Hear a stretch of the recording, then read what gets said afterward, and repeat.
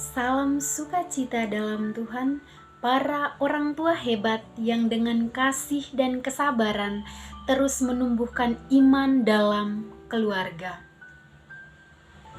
Di era digital ini, anak-anak lebih banyak menghabiskan waktu di depan layar. Tapi, apakah iman mereka juga bertumbuh melalui layar itu? Sebagai orang Katolik, kita mempunyai peran penting dalam memastikan bahwa teknologi tidak menjauhkan kita dari Tuhan, tetapi justru menjadi sarana untuk mendekatkan mereka kepadanya.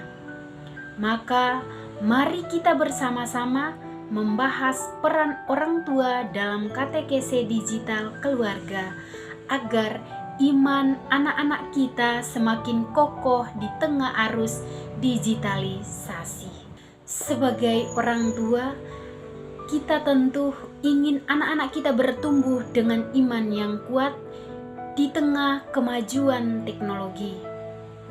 Namun, bagaimana kita bisa memastikan bahwa mereka menggunakan teknologi dengan bijak untuk semakin dekat dengan Tuhan?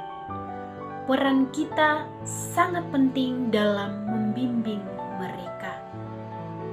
Maka dari itu, beberapa cara sederhana namun efektif yang bisa kita lakukan.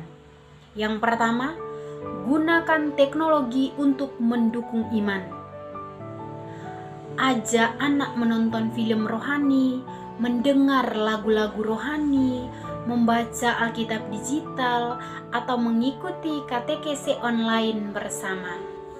Yang kedua, jadwalkan doa keluarga secara rutin. Manfaatkan aplikasi doa atau buat pengingat untuk doa malam bersama. Saat anak terbiasa, doa menjadi bagian hidupnya, bukan sekedar kewajiban. Terus yang ketiga, jadilah teladan iman bagi anak-anak. Lebih mudah meniru daripada sekedar mendengar. Tunjukkan bagaimana iman diwujudkan dalam kasih, maaf, dan tindakan nyata. Yang keempat, batasi penggunaan teknologi yang tidak bermanfaat. Kurangi waktu bermain game atau media sosial yang berlebihan dan ganti dengan aktivitas yang lebih bermakna seperti membaca kitab suci, berbagi cerita iman, atau terlibat dalam pelayanan sederhana. Dengan langkah-langkah ini, kita bisa membantu anak-anak bertumbuh dalam iman di tengah era digital. Sebagai pendidik iman, menciptakan pengalaman belajar yang menarik bagi anak-anak adalah kunci utama dalam katekese. Namun, tidak bisa dipungkiri bahwa ada tantangannya, seperti anak lebih tertarik dengan hiburan dibandingkan dengan katekese.